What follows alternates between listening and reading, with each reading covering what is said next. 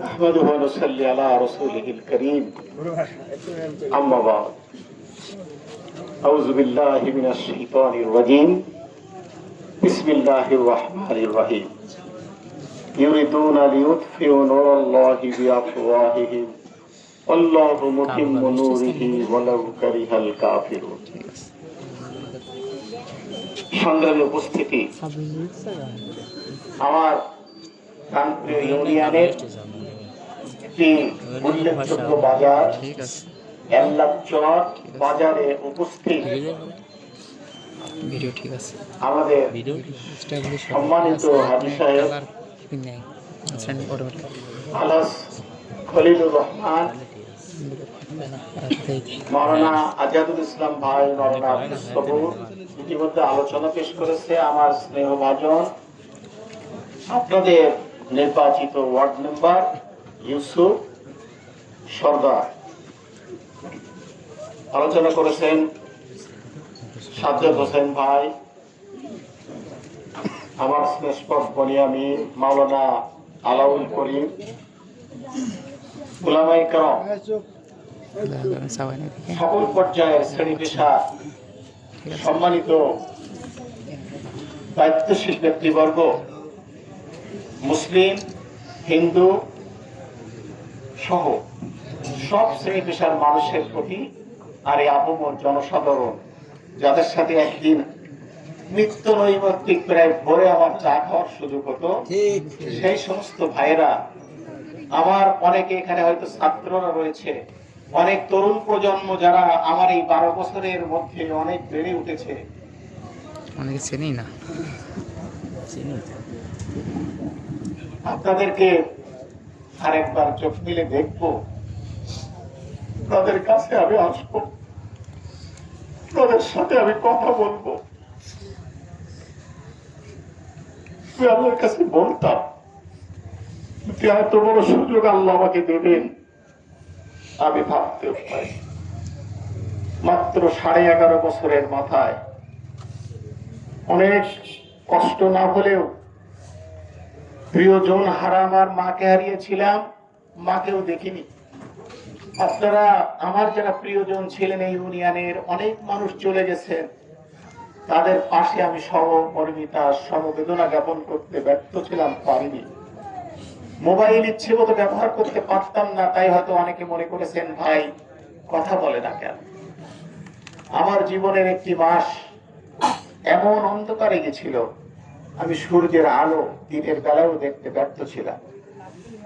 আমি অনেক জায়গায় বলেছি আজকের এই কষ্টের কথা, আমার চাইতে কষ্ট অনেকে করেছে। একদিন প্রচন্ড গোলাগুলির মধ্যে পড়ি, আমি একটি কবরে গর্তের ভেতরে, আমি জানতাম না ওখানে কবর, পরে একটা গর্তেও তার ভেতরে নিজেকে আত্মরক্ষার্থে আমি শুয়ে পড়ি, এবং আমার গায়ে এরকম সাদা পাঞ্জাবি পরা ছিল, লাইটের আলো, মোটরসাইকেল আর গুলি। আমি নিজেকে ওই আলোক থেকে হেফাজতের জন্য আমার পাজামা গুটিয়ে ফেললাম, পাঞ্জাবি অনেক কষ্টে আমি শুয়ে অবস্থায় খুলে ফেলে, গায়ের গেঞ্জি খুলে ফেলে আমি কবরের ভেতরে শুয়ে থাকলাম। এত অসংখ্য মশা ওই কবরের ভেতর, আমার সমস্ত শরীর এত হাত দিলে মশা আর মশা, কিন্তু একটা কামড়ে কোনো ব্যথা আমি অনুভব করিনি। পরে আমার শরীর চুলকাই বলে, এরকম অসংখ্য দিন গেছে। এরপরে অনেক আতঙ্কে থাকতাম। বাচ্চাগুলো তখন ছোট ছিল, মা মারা গেল, মেজ ভাই মারা গেল। আমি, আপনারা জানতেন, আপনাদের এই হাবিব চেয়ারম্যান গরিব মানুষ, বাবার কিছু জমি জমা ছিল আর ছোট একটি স্কুলের চাকরি, এ দিয়ে আমার সংসার আলহামদুলিল্লাহ। জীবনে কোনোদিন কেউ বুঝতে পারেনি যে আমার সংসারে অভাব আছে। আমার সন্তানদের দেখে কেউ বুঝতো না। ইউপি চেয়ারম্যান বানিয়ে পাঠিয়েছিলেন, উপজেলা পরিষদে মিটিং করতাম, সবাই আমাকে মনে করতো সব চেয়ারম্যানের চাইতে আমি ধরি। চাঁদা দেওয়ার ক্ষেত্রে, বিভিন্ন ক্ষেত্রে যতটুকু আল্লাহ আমাকে দিত। আর বড় বড় প্রভাবশালী চেয়ারম্যান ছিল আমাদের শহরে, অনেক অর্থশালী কেউ বলতো না যে ওরা বেশি ধনী, অথচ আমার বাড়িতেও বড় ছিল না। আল্লাহ সম্মান দিয়েছেন, আলহামদুলিল্লাহ। যে সম্মান আমার নয়, এটি আপনাদের ছিল, কারণ আপনাদের চেয়ারম্যানকে লোক এরকম মনে করত। আমি এদেশের কোন হিন্দু, আমার বারবার মনে হয়, আমি যেখানে যাই গল্প করি, ব্যাংকতে এরকম হিন্দু ভাইরা তাদের কোন আত্মীয়ের মৃত্যু সংবাদ দিলে আমি সেখানে গেছি, এমনকি দাহকার্য সম্পাদন করেছে, আমি সেখানে দাঁড়িয়ে দীর্ঘক্ষণ ওই ধোয়ার পাশে অবস্থান করেছি। আমি জানি না, আমি চেষ্টা করেছিলাম, হিন্দু মুসলমান ভেদাভেদ নেই, আমরা সবাই মানুষ, আমরা ফিংড়ি ইউনিয়নের ইউনিয়নবাসী। সেই ভালোবাসার প্রতিদান আপনারা কোনো দিন দিতে অস্বীকার করেননি। আমি জানি হিন্দু মুসলিম যেই হোক, আমার এই 12টা বছর এদেশের জনপ্রতিনিধিতা না জানলেও আপনারা কেঁদেছেন, আফসোস করেছেন, কেউ ভগবানের কাছে, কেউ আল্লাহর কাছে ডেকেছেন যে আল্লাহ, ভগবান ওনাকে আমাদের মাঝে ফিরিয়ে আনো, যদি না আনো উনি যেন ভালো থাকে, তাহলে আল্লাহ আবার এত কষ্টের মধ্যেও ভালো রাখতে পারতেন। আমি বারবার আপনাদের কথা ভেবে কেঁদেছি, দোয়া করেছি। আমি সবসময় আপনাদের চেহারা, এখানে আসলে নিমাই বাবুদের বাসায় বসা, ও ওনার ছেলে ভীম, ওই ভৈরব, কত ছেলেরা এখানে আমার ছাত্র ছিল, তারা আমার অনেক ভালোবাসতো, শ্রদ্ধা করত, সেই হিসেবে তাদের বাবারাও আমাদের শ্রদ্ধা করত। এরকম ফিংড়ি ইউনিয়নের অনেক হিন্দুর বসবাস, সব এলাকায় এরকম ভাইরা আছে, ছাত্ররা আছে, সবাই এরকমই করত। আমার সেসব আপনাদের স্মৃতিগুলো আমার মন থেকে মুছে যায়নি। আমি ওই মুসলমান না, আমি ওই জামাত ইসলামী করি না যেখানে মানুষের ভেতরে ভেদাভেদ সৃষ্টি করে।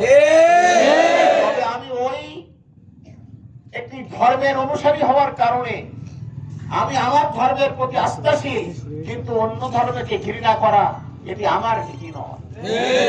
সে প্রতিদান আপনারা দিয়েছিলেন।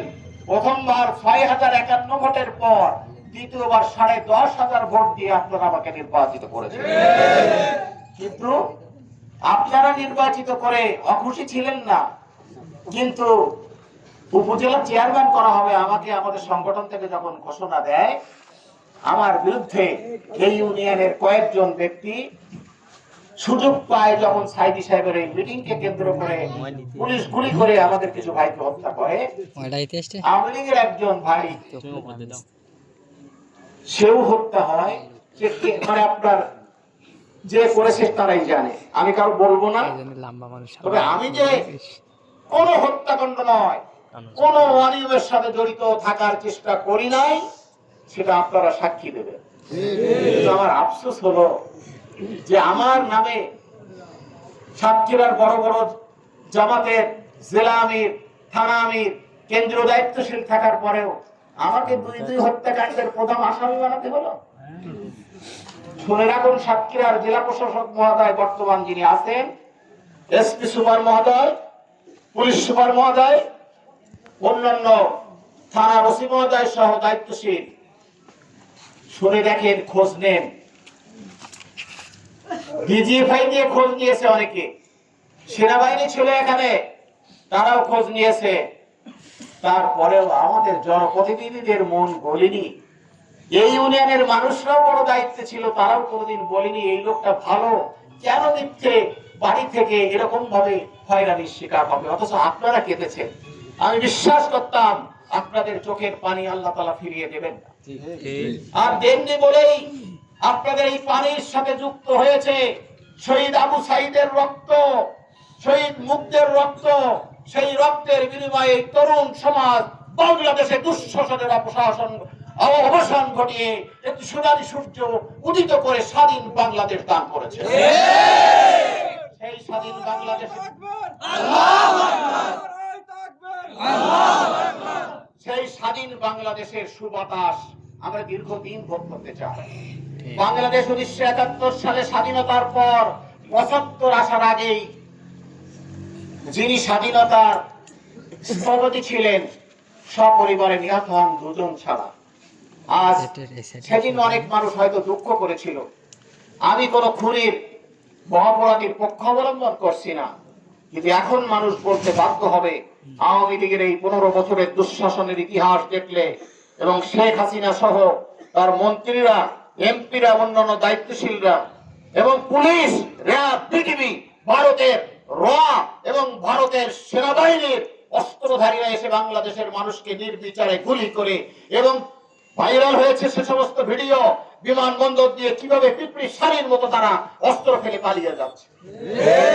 তাদেরকে অনেক জায়গায় ছাত্র জনতা নির্বিচারে গুলি করে অনেক মানুষ হত্যার পর তাদেরকে বেদ দিয়ে 2-1টাকে ঝুলিয়ে দিয়েছে ভারতের পোশাক পরা অস্ত্রধারী বাংলাদেশের পুলিশের একটা ওপরে আপনার কোটি লাগানো পুলিশ বলে বাংলাদেশ পুলিশ, কিন্তু আসলে তারা বাংলাদেশের পুলিশ না, তারা ইন্ডিয়া। আগে কেউ বিশ্বাস করতো না, এখন বোঝা যায় ভারতের মোদী সরকার এদেশের মুসলিম তথা আপামর জনসাধারণ হিন্দু সহ স্বাধীনতা সার্বভৌমত্ব বিশ্বাসীদেরকে অধিকার হরণ করে ক্ষমতার মসনদে একটা পুতুল সরকার বসিয়ে আমাদের ট্রানজিট দিল, আমাদের বন্দর দিল, আমাদের রেল ট্রানজিট দিল, অথচ তিস্তার পানি দিতে ব্যর্থ হলো। আমরা অনেক কিছু পেয়েছি, গুলি পেয়েছি, আমরা অনেক তাজা রক্ত ঝরিয়েছি, তারপর যে স্বাধীনতা এলো খুনি হাসিনার পালানোর মাধ্যমে সব নেতা পালিয়েছে। আমরা মিথ্যে হয়রানি করে জুলুম থেকে বাঁচার জন্য আত্মগোপনে ছিলাম। রসুলকে হত্যার জন্য আবু জেহেল ষড়যন্ত্র করেছিল। আল্লাহ বলেছিল, নবী তুমি হিজরত করে মদিনায় এসো। নবীর সম্মান ক্ষুণ্ণ হয়নি। এটি পলানো নয়, এটি আত্মগোপন। একটি জনপদ যারা তাকে সাদরে বরণ করেছিল। আমার কিছু অমানুষীর জীবন যাওয়ার পর আমি একটি জনপদ পেয়েছিলাম, তারা আমাকে প্রাণ দিয়ে ভালোবাসে। সেখানে নামাজ পড়ালে মসজিদে আমি নামাজ পড়াতাম। আল্লাহ তাআলা তারা আমাকে ভালোবাসত, কিন্তু আমি আমার পরিচয়কে গোপন রাখতাম। কারণ পরিচয় গোপন রাখার কারণ আমার নামে মামলা ছিল। কিন্তু আজকে আমরা ফিরে এসেছি, আমরা মামলার ভয় পেয়ে অপেক্ষা করিনি। কেন? আসলে যারা জালেম, যারা অত্যাচারী, তাদের পরিচয় বাংলাদেশের মানুষের মধ্যে হয়ে গিয়েছে। সুতরাং আমরা সত্যের অনুসারী, মিথ্যা হয়রানির শিকার। সুতরাং আমরা ফিরে এসেছি আপনাদের কাছে। আমি আল্লাহর কাছে কেঁদে কেঁদে বলতাম, রব একটিবার হলেও তুমি ওই মাটিটা আমাকে ফিরিয়ে নিও। অনেকের সাথে হয়তো দায়িত্ব পালনের কারণে ইচ্ছা অনিচ্ছায় আমার কত অপরাধ সংঘটিত হয়েছে, ভাইদের বোনদের মনে কষ্ট দিয়ে ফেলেছি। সেই কষ্টটুকু থেকে আমার মৃত্যুর আগে আমি যেন তাদেরকে বলতে পারি, আমার প্রাণপ্রিয় মুরব্বী হিন্দু মুসলিম ভাই বোনেরা, আপনাদের এই ভাই হয়তো জানতে পারেনি, কিন্তু আপনাদের মনে কষ্ট রয়েছে আমার প্রতি, আপনারা আমাকে মাফ করে দেবেন। আল্লাহ সে সুযোগ দিয়েছে, আমি আপনাদের কাছে ক্ষমা ভিক্ষা করছি আমার জানিত অজানিত কারণে যদি আপনাদের আমি কষ্ট দেই। তবে আমি আজ কোনো জনপ্রতিনিধি হওয়ার জন্য আপনাদের সামনে দাঁড়াইনি। আমি ফিরে এসেছি, আপনারা বিরোচিত সম্বর্ধনা দিয়েছেন। রবের কাছে বলেছিলাম, রব তুমি যদি আমাকে নিয়ে যাও, চুরি করে নিয়ে যেও না, বরং এমন ভাবে তুমি আমাকে নেবে যেখানে মানুষ সাক্ষ্য দেবে এবং সমাজ দেখবে, মিডিয়া দেখবে, ছাত্রার প্রশাসন দেখবে যে এটি বীরের প্রত্যাবর্তন।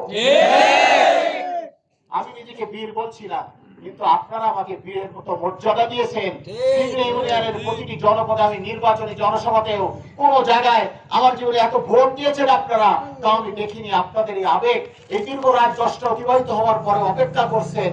স্যালুট ফিগড়ি ইউনিয়নবাসী, আপনারা ভালো থাকেন, সুস্থ থাকেন, সুন্দর মন গড়ে উঠুক। আর এই সুন্দর মনের প্রতিযোগিতা নিয়ে আসুন আমরা এই সোনালী সূর্যের স্বাধীন বাংলাদেশে সমস্ত জনপদ হিন্দু মুসলিম ভাই ভাই হয়ে একটি কুলুষ মুক্ত শান্তির সমাজ প্রতিষ্ঠায় দৃঢ়ভাবে ভূমিকা গ্রহণ করি। আর জালিমের জুলুম আমরা সহ্য করব না। আমি ঢাকাতে ছিলাম, আমি মিছিলে ছিলাম, গণভবন আপনারা এখান থেকে দেখেছেন, হাঁস মুরগি, গরুর গোশত, মুরগির গোশত, আপনার বড় বড় ছাগলের রান ঘাড়ে করে নিয়ে বেরিয়ে যেতেছে, হরিণ তাড়িতেছে। গণভবনের খাট পালঙ্ক শাড়ি চুড়ি জুতো কিচ্ছু বাদ রাখিনি। আমি সে কথা বলিনি, ওটা আমি চোখে দেখেছিলাম। অনেকে বলছে এই জালেমের স্মৃতিকে ইতিহাস করে রাখার জন্য আমরা এটা নিয়ে যাচ্ছি। আর অনেকে বলছে ও তো আমাদের টাকায় এই সমস্ত সুভোগ করেছে, খুনি যখন পালিয়ে গেছে, খাবার তো আর লোক নেই, আমরা যাই দুই একটা রান খাই। প্রিয় ভাইরা, আফসোস, জনপ্রতিনিধি হয়ে কোটি কোটি টাকার পাহাড় জমিয়েছে যারা, তাদের অনেকের ওই সম্পদ মানুষ যতটুকু পেরেছে তারা পালিয়ে বিদেশে নিয়ে গেছে। দেশে ঘর বাড়ি ভেঙে তছনছ করেছে। দিল্লির মানুষ ভালো এটা হয়নি। আমরা এই জন্য আপনাদের কাছে করজোড়ে অনুরোধ করব, কোন অমুসলিম মুসলিম নয়, সবাই হিন্দু মুসলিম, তাদের বাড়ি, তাদের সম্পদ, তাদের মৎস্য ঘের, তাদের দোকান পাট, তাদের সরকারি সম্পদ, বেসরকারি সম্পদ, তাদের পূজা মণ্ডপ, মসজিদ, মাদ্রাসা, মন্দির, সব কিছুর পাহারাদার হব আমরা। হিন্দু ইউনিয়ন শান্তির ইউনিয়নে পরিণত হবে। হিন্দুরা যেন মুসলমানদেরকে ঘৃণা না করে, মুসলমানরা যেন হিন্দুদেরকে ঘৃণা করে। যে যার ধর্মিক অধিকার, ধর্মের অধিকার ভোগ করবে, কিন্তু মানুষ হিসেবে আমাদের ভেতরে ভালোবাসার বন্ধন থাকবে। সেই সমাজ আমরা কায়েম করব। এই আজকের এই তরুণ যুবকেরা, আমি হয়তো তোমাদের প্রতিনিধি ছিলাম একদিন, তোমাদের বাবারা আমাকে নির্বাচিত করেছিল, তোমরা হয়তো অনেকে সেদিন ছোট ছিলে। আজকে তোমাদের পিছনে থেকে আমি এই ইউনিয়নে ফিরে আল্লাহ নিয়ে এসেছেন, তোমাদের সহযোগিতা করতে চাই। পুলিশ চাঁদাবাজি করলে তার ব্যবস্থা আমরা করব। ভ্যান চালাবো, মোটরসাইকেল চালাবো, চাঁদার টাকা দিলে ছেড়ে দেবে, ধরলে মেম্বার চেয়ারম্যানের তেল মেরে টাকা দিয়ে ছাড়াতে হবে। এই রচিত অপসংস্কৃতি আমরা কঠোর হস্তে দমন করব। বলতে চাই, আপনারা আমাদের সহযোগিতা পাবেন যদি আপনারা অপচেষ্টা, অপরাধ ভুলে গিয়ে স্বাধীন বাংলাদেশে একটা সোনালী সমাজে প্রতিষ্ঠায় কাজ করে। সরকার যে বেতন আপনার জন্য নির্ধারিত করেছে, এই বেতন দিয়ে আপনার সংসার চালাতে হবে। ঘুষের টাকা দিয়ে বড় বাড়ি করার, বেগম পাড়া বানানোর চিন্তা করে। এটা হলো আমার কথা। আমরা কি এটা পারবো না? আমি আপনাদের কথা দিচ্ছি, আমি যদি আপনাদের দায়িত্বশীল নাও থাকি, আপনারা আমাকে পাশে রাখেন, সহযোগিতা করেন, তরুণদেরকে সামনে দেন। আমরা প্রতিটি ক্ষেত্রে এই ভূমিকা যদি পালন করতে না পারি, কৈফিয়ত নেবেন। ইনশাআল্লাহ দুর্নীতিমুক্ত একটি সমাজ আমরা এই হিগড়ি ইউনিয়ন উপহার দেব, এবং কোন প্রশাসনিক দুর্নীতির প্রশ্রয় দেব না। যদি এই দুর্নীতি করতে আসে, খুঁটিতে বেঁধে রাখবেন, আমি সামনে দাঁড়িয়ে মামলার আসামি হব, কিন্তু আপনাদেরকে ওই দুর্নীতির মধ্যে ফেলে আমি লাঞ্ছিত হতে দেব না। আপনারা কি সহযোগিতা করবেন? আলহামদুলিল্লাহ, আমার ছাত্ররা বড় হয়েছে, তোমাদের বাচ্চা হয়েছে হয়তো অনেকেরই, আবার আমার ছাত্রদের ভাইরা রয়েছে, তোমরা বড় হয়েছো। আমি তোমাদের এই সোনালী মুখগুলো দেখে আমার মনে বড় ইচ্ছা হয়, আল্লাহ তুমি তো আমাকে, ওরা গুলির অর্ডার দিয়েছিল 13 সালে, আর আজ 24 সালে আমাকে দিয়ে তুমি কথা বলছো। রব, তুমি কতকেই না পারো। তাই তোমার কাছে ফরিয়াদ, এই তরুণ সমাজ যে দীপ্ত শপথ নিল, সেই শপথের মাধ্যমে আমরা যেন একটি সোনালী সমাজ প্রতিষ্ঠা করে এই জাতিকে দেখাতে পারি। যুগ যুগ, প্রজন্মের পর প্রজন্ম চলবে, যেখানে দুর্নীতি, লুটপাট, অহিংস, কোন হিংসা, হানাহানি থাকবে না। কোন মন্দিরে মানুষ মনে করবে না যে রাতে রাধারে কেউ মূর্তি ভাঙবে, কোন মসজিদে কেউ আগুন দেবে, কোন দোকানে কেউ আগুন দেবে, কোন মানুষের নামে মিথ্যা মামলা করে হয়রানি করে রাতে অট্ট হাসি হাসবে। এই চিন্তা চেতনা আমাদের অন্তর থেকে আল্লাহ তাআলা মুছে দিন। আমার আফসোস একটাই, যেটা আগে বলেছিলাম, যে এই ইউনিয়নের অনেক বড় বড় দায়িত্বশীল ছিল, তারা কি একটা দিনও প্রশাসনের সাথে বসতে পারিনি আমাকে নিয়ে? আমি কি এত বড় অপরাধী যে এই ছেলেটা আজ এত বছর জনগণের প্রতিনিধি হওয়ার পরে তাকে মিথ্যা মামলা দিয়ে হয়রানি করেছে? আমি বারে বারে আপনাদের সামনে ওয়াজ, নাসিহত, মাহফিল, বিভিন্ন ক্ষেত্রে মসজিদে, জুমার খুতবায় আমি বলেছি, যে মানুষ, একটি মানুষ হত্যা করা, মান কতালা নাফসান বিগাইরি নাফসিন আও ফাসাদিন ফিল আরদি ফাকান্নামা কতালান নাসা জামিয়া। যে ব্যক্তি বিনা কারণে এবং রাষ্ট্রদ্রোহী অপরাধ ছাড়া কোন মানুষকে হত্যা করবে, একটা মানুষ হত্যার বিনিময়ে আমার আল্লাহ তাআলা কোরআনে কারিমে বলেন, সে যেন সারা দুনিয়ার মানুষ হত্যার অপরাধ তার নামায় আমলে লিখবে। আর আপনি মিথ্যে করে মামলা দিয়ে মানুষকে হত্যার আসামি বানান, কাল কিয়ামতে আপনাদের এই জুলুমগুলো এত অন্ধকার অমানুষে পরিণত হবে, পুলসিরাত পার হতে গিয়ে আটকে গিয়ে জাহান্নামে চিরদিনের জন্য জেলখানার আসামি হয়ে যাবে। আর মাজলুমের চোখের পানি, ওজুর পানিগুলো এমন হবে যে আল্লাহ তাআলা তা দিয়ে এমন নূরের ঝিলিক দেবে, পুলসিরাত ঘোড়া কেন দ্রুতগামী অশ্বের চাইতে বিদ্যুৎ বিজলির গতিতে পার হয়ে তারা জান্নাতে চিরস্থায়ী ওই অট্টালিকার মালিক হবে। 70 বছরের জীবন, 60 বছরের জীবন ভোগ করার চাইতে যে জীবনের শুরু হবে শেষ হবে না, সেই জীবনে কি আমরা শান্তি চাই না? আসুন, বিশ্বাস করেন, কসম করে বলছি, জামাত ইসলামী সত্যিকার যারা করে তারা মানুষের ক্ষতি করে না। আমি এই ইউনিয়নের চেয়ারম্যানই করলেও কোনোদিন নিজেকে জামাত ইসলামীর সদস্য বা এই ধরনের চেয়ারম্যান এটি আমি পরিচয় দিইনি। আমাদের সাতক্ষীরার এক এডিসি এডিএম খুলনাতে আপনার এই ট্যাংদোয়াতে বারবার আমাকে প্রেশানি করছে, আপনি কি জামাতের চেয়ারম্যান? আমি বলছি না, আমি এই ইউনিয়নের মানুষের দ্বারা নির্বাচিত চেয়ারম্যান। আমি জামাতের চেয়ারম্যান হবো না, আমি জামাত করি কিন্তু আমি জামাতের চেয়ারম্যান। আমি হিন্দুর চেয়ারম্যান, আমি মুসলমানের চেয়ারম্যান, আমি আপনার তরুণ যুবক মা বোন এবং বয়োবৃদ্ধ আলেম ওলামা সবার চেয়ারম্যান। আমি চেয়ারম্যান না থাকলেও যারা চেয়ারম্যান থাকবেন, আছেন, ভবিষ্যতে হবেন, তাদের বলবো এ ধরনের আদর্শ নিয়ে আপনারা এ সমাজ চালাবেন। ফেগে ইউনিয়ন পরিষদ দুর্নীতি মুক্ত হবে, এটি চেয়ারম্যান মেম্বারদের কাছ থেকে আমরা আশা করি। রাস্তার টাকা রাস্তায় ব্যয় হবে। গরিব চেয়ারম্যান যদি হন, তেল কেনার টাকা নেবেন প্রজেক্ট থেকে, অতিরিক্ত টাকা নিয়ে বাড়িতে জ্বালান দেবেন না, বড় গাড়ি কিনবেন না। যদি কেনেন, জনতা প্রতিরোধ করবে, আপনাদের হাবিব ভাই আপনাদের সাথে থাকবে। আমি শুধু এই ইউনিয়ন না, সাতক্ষীরা সদরের প্রত্যেকটি ইউনিয়নের এই দুর্নীতির সাথে আজ জড়িত থাকবে, তাদের ওই সমাজের ওই ইউনিয়নের তরুণ প্রজন্মকে নিয়ে কাজ করতে চায়। আল্লাহ যদি আমার হায়াত দেয় আর আপনারা সহযোগিতা করেন, দেখবেন একটি শান্তির সমাজে কত শান্তি, কত ভালো লাগা, কত ভালোবাসা। যে ভালোবাসা নিয়ে যে যার ধর্ম পালন করব, আপনার বিশ্বাসের মাধ্যমে একটি সোনালী সমাজ প্রতিষ্ঠিত হবে। প্রজন্মের পর প্রজন্ম আপনাদের ইতিহাস সংরক্ষণে লেখা রাখবে। হাসিনার মতো খুনি হাসিনা নাম আর হবে না। আওয়ামী লীগ এত বড় দাপটশালী সংগঠন হওয়ার পরেও একেবারে চিরতরে মুহূর্তের মধ্যে নিভে যাওয়া সংগঠনে পরিণত হবে। আমার কথাই কি আপনারা কষ্ট পেলেন? আমারও আজ 12 বছর পর এসে আপনাদের কষ্ট দিতে চাইনি। আমি আমার প্রাণের আবেগের কথা বলেছিলাম, কষ্ট হলে মাফ করবেন, কিন্তু আমি আপনাদের প্রাণের ভিতরে থাকতে চাই, আপনাদের প্রাণের স্পন্দন হয়ে বাঁচতে চাই। আমার চোখের পানি যেন আপনাদের জন্য দুঃখের কারণ না হয়।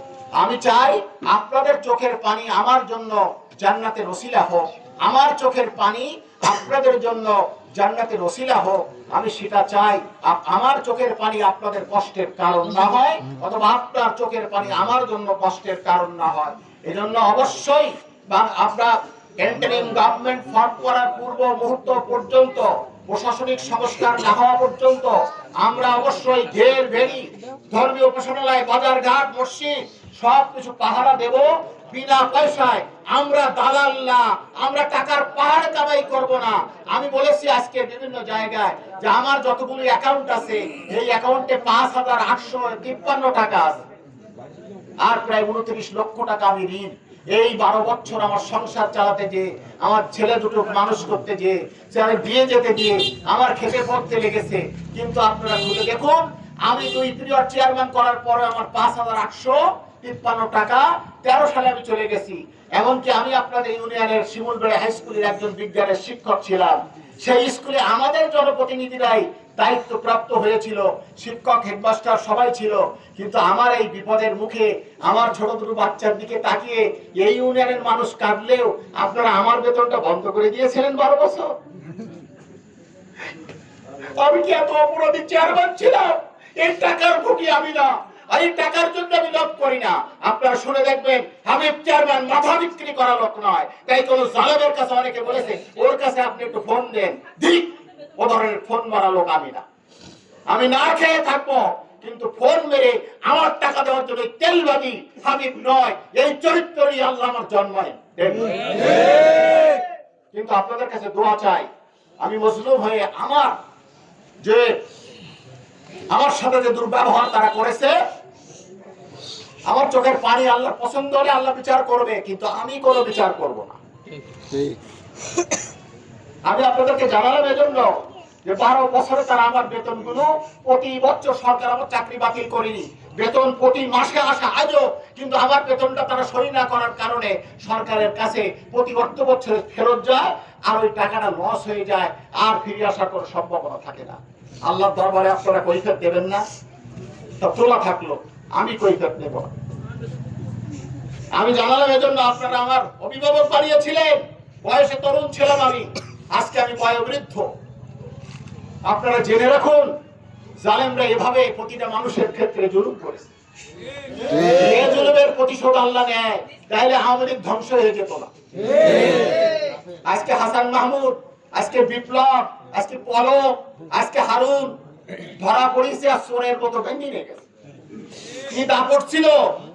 আজকে তোমরা মন্ত্রী সরকার, প্রধানমন্ত্রী পদত্যাগ করলে সরকার শেষ হয়ে যায়, তারপরে প্রেসিডেন্ট ঘোষণা করে যে সংসদ বিলুপ্ত করলাম। ঘোষণার আগেই মন্ত্রী পলক আপনার কি করেছে? নেট বন্ধ করে দিয়েছে, ফেসবুক বন্ধ করে দিয়েছে, গুলি করতে সেটা দেখাতে দেবে না। যারা করবে তাদের টিভি বন্ধ করবে, ফেসবুক বন্ধ করবে, তাদের হাত আনবে। ফেসবুক কর্তৃপক্ষ ডেকি ধোলাই করেছে, বাংলাদেশে কিন্তু আপনাদের চালাক দেবো না বলতে, ওরা মাপছেই গেছে। টিকলো বলো হাসান মাহমুদ বড় বড় কথা বলেন, আমি 12 বছরের মুখের দিকে তাকাইনি, আমার ঘৃণা লাগে। মানুষ এই অমানুষ কেন? আপনার জবানে এত খারাপ কথা কিভাবে আসে? এমন ব্যঙ্গ করে করে মানুষের সাথে কথা বলেন। হয়েছে সেনাবাহিনী ধরেছে, ধোলাই চলবে। আল্লাহ তাআলা, আমরা সেজন্য আপনাদেরকে বলি, এখানে অনেক ভাইরা দল করতেন, আপনার যদি মন হয় দল করবেন, কিন্তু আমি অনুরোধ করব আওয়ামী লীগ করবেন। এরা ভারতের দালাল, ভারতকে দিয়ে আমার দেশের মানুষের রক্ত নেয়, গুলি করে ভারতের সৈন্য আসলো কেন? আওয়ামী লীগের কাছে কৈফিয়ত নেন, ভারতের সৈন্য আসলে কেন? ওরা মনে হচ্ছে একটা পরিবেশ পেলে আমরা ফিরে আসবো, ওরা টাকার মালিক। আমরা অনেক কিছু করতে পারি জনগণকে নিয়ে, কিন্তু আমরা করিনি। সবচেয়ে আর কোন জনগণকে আমরা করতে দিতে চাই না। এজন্য আপনারা পাহারাদার হন, কারোর ঘর বাড়ি আমরা কোনো ক্ষতি করব না, ধর্মীয় ঘোষণায় ক্ষতি করব না। আল্লাহ তাআলা ওদের ব্যবস্থা করবে। নতুন গভর্নমেন্ট আসার পর ওদের কালো টাকার হিসাব নিলে সরকার নেবে। আল্লাহ আপনাদেরকে ভালো রাখুন, সুস্থ রাখুন। আমি যখন এসেছি দোয়া করুন আমি যেন আপনাদের সাথে থাকতে পারি। সকল হিন্দু মুসলিম ভাইদের প্রতি আবারও সালাম, আসসালামু আলাইকুম ওয়া রাহমাতুল্লাহি ওয়া বারাকাতুহু।